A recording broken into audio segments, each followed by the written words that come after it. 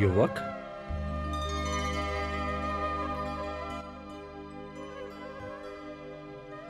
गुरुदेव, आप? सुहृदय, प्रणाम प्रभु। आयुष्मान भव। पुत्र, ये तुम्हारे दादा श्री अर्जुन हैं। हाँ, गुप्त क्षेत्र में हम अल्प समय के लिए मिले थे। प्रणाम दादाश्री। विजयी भव पौत्र। गुरुदेव, मुझे युद्ध की सूचना मिली और मैं चला आया। हाँ वत्स, युद्ध की घोषणा हो चुकी है। अब हमें अपने पक्ष की शक्ति का विस्तार करना होगा। गुरुदेव, अब आपको चिंता करने की क्या आवश्यकता है? आपका शिष्य सिद्ध क्षेत्र से सिद्धियां प्राप्त करके लौटा है। मैं अकेला ही समस्त कौरव सेना को समाप्त कर सकता हूं।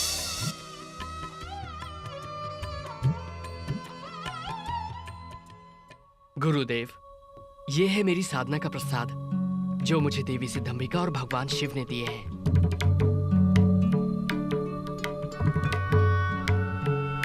इन बाणों की विशेषता क्या है पुत्र? पहला बाण जब चलेगा तो जिन लोगों के वध की मैं कामना करूंगा, ये उन पर मृत्यु चिन्ह बना देगा। पौत्र, ये कुछ अतिशयोक्ति नहीं लगती? नहीं दादाश्री, जब ये दूसरा बाण चलेगा तो जिन जिन के शरीर पर मृत्यु चिन्ह का निशान है, ये उनका वध कर देगा। तुमने इन बाणों की कभी परीक्षा की है? अब युद्ध होने ही वाला है, परीक्षा भी हो जाएगी। मान लो कि ये वृक्ष कुरुक्षेत्र है और इसके ये सारे पत्ते शत्रु सेना। इन पर अपने बाणों का प्रयोग करके दिखाओ। जो आ गया गुरुदेव।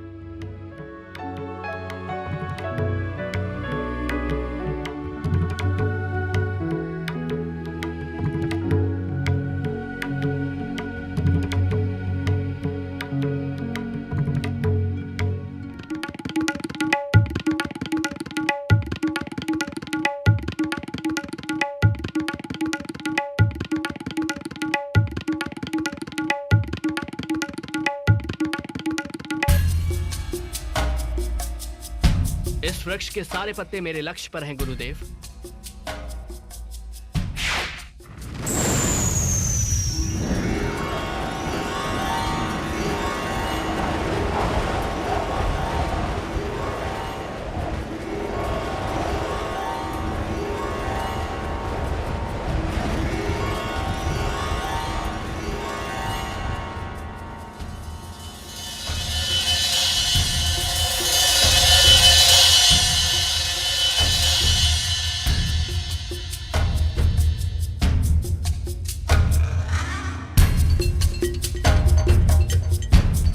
गुरुदेव, पहले बाण ने अपना कार्य पूरा कर दिया। पुत्र, तुम्हें विश्वास है कि सारे पत्तों पर चिन्ह लग गए हैं? हाँ गुरुदेव।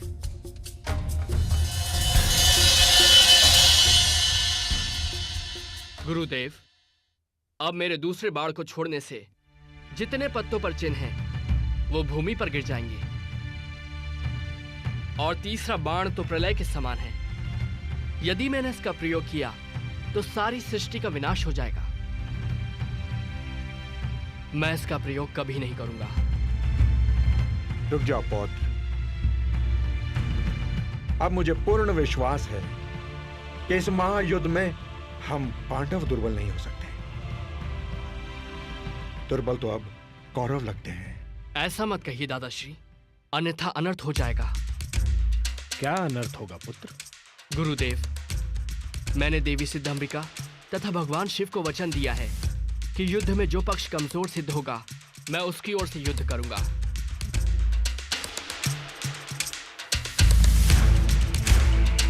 तो इसका अर्थ यह हुआ पौत्र कि बीच युद्ध में भी आप हमारे शत्रु का पक्ष ले सकते हो। हाँ दादाश्री, यदि युद्ध में कौरव पक्ष कमजोर सिद्ध हुआ तो देवी को दिए वचन के अनुसार मुझे उनकी ओर से ही युद्ध करना पड़ेगा। चलो पौत्र, विश्राम कर लो। क्षमा करें गुरुदेव, मैंने निर्णय लिया है कि युद्ध क्षेत्र से बाहर रहकर ही युद्ध देखूंगा।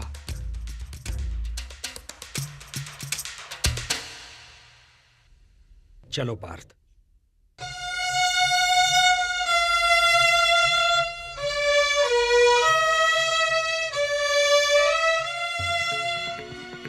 हे केशव, हे जनार्दन, इस युद्ध में तो हमारी विजय निश्चित है।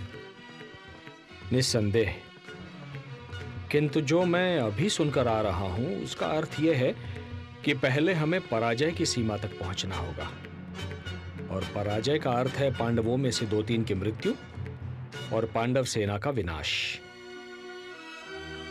पराजय? मैं कुछ समझा नहीं केशव। पार्थ, यदि हम कौरव सेना का नाश कर दें और विजय की ओर चलें, तो बर्बरीक अपने 2 ही बाणों से अपने विजय उल्लास को पराजय में बदल देगा। तो अब क्या करें?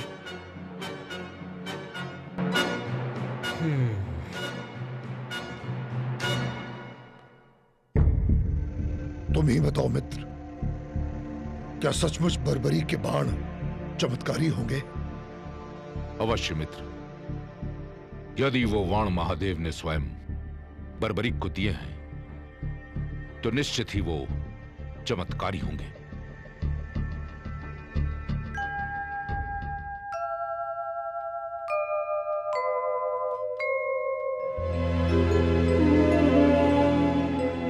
बर्बरीक को युद्ध से हटाना होगा, अन्यथा ये युद्ध की दिशा बदल देगा। ये धर्म युद्ध है। धर्म को बचाने हेतु अब यही एक विकल्प शेष है।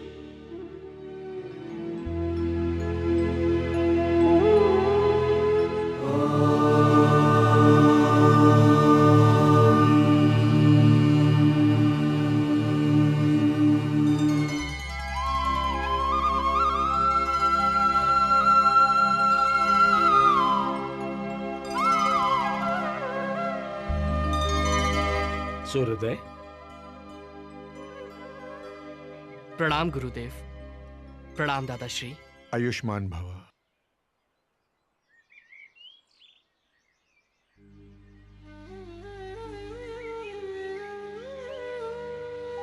प्रभु, आप शांत क्यों हैं? क्या चिंता है आपको? पुत्र कल से युद्ध शुरू हो जाएगा। देखें, निर्णय की ओर जाता है। मेरे होते आपको चिंता करने की कोई आवश्यकता नहीं है। यदि कौरवों के पक्ष में युद्ध जाता देखा तो मात्र 2 क्षण में ही मैं सारे योद्धाओं को समाप्त कर दूंगा। मैं तुम्हारी शक्ति से परिचित हूं पुत्र, और यह भी जानता हूं कि तुम्हारी हम में अनन्य भक्ति है। किंतु क्या प्रभु? पुत्र, आज शुक्ल फाल्गुन द्वादशी है। आज की महिमा दुगनी हो जाती है। किंतु मुझे बताइए प्रभु, मैं आपके दिए हर आदेश का पालन करूंगा। वत्स सूर्योदय, युद्ध से पूर्व चंडी एक बलि चाहती है, और बलि उसी की चढ़ाई जाएगी जो अतुलित बलशाली होगा। इसमें चिंता किस बात की है प्रभु? चिंता इस बात की है वत्स कि इस पृथ्वी पर 3 ही ऐसे वीर हैं जिनकी बलि स्वीकार होगी। मैं, तुम या अर्जुन। नारायण नारायण। केशव,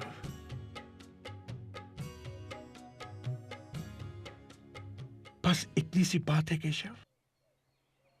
क्या यही आपकी चिंता है? तो है जनार्दन, इस बलि के लिए मैं अपने आप को प्रस्तुत करता हूं केशव, अपने आप को। तुम ये नहीं कर सकते पार्थ, ये धर्म युद्ध है। यदि एक भी पांडव कम हो जाएगा तो ये युद्ध धर्म युद्ध नहीं कहलाएगा। बस एक ही मार्ग शेष है। मैं स्वयं ही अपना बलिदान दे देता हूं। वैसे भी युद्ध ना करने की प्रतिज्ञा ली है मैंने। एक सारथी ही तो हूं तुम्हारा। नहीं केशव, नहीं।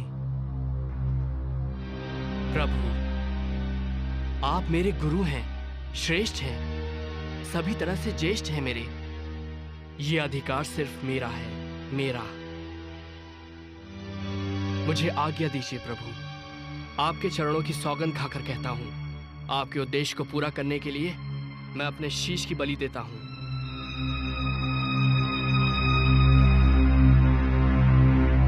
प्रभु, ये कार्य करने से मेरे वंश की कीर्ति बढ़ेगी। ये सौभाग्य मैं अपने हाथों से नहीं जाने दूंगा प्रभु।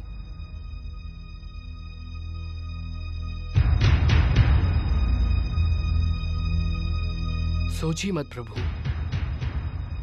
उठाइए ये शस्त्र और मेरे शीश को धड़ से अलग करके चंडी मां को बलि चढ़ाइए। मैं ऐसा नहीं कर सकता। यदि मैंने ऐसा किया तो यह बलिदान नहीं होगा, हत्या होगी।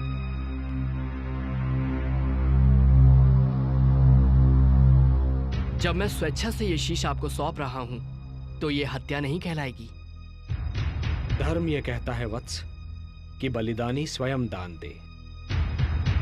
यदि मैं ऐसा करता हूं तो वो हत्या ही कहलाएगी।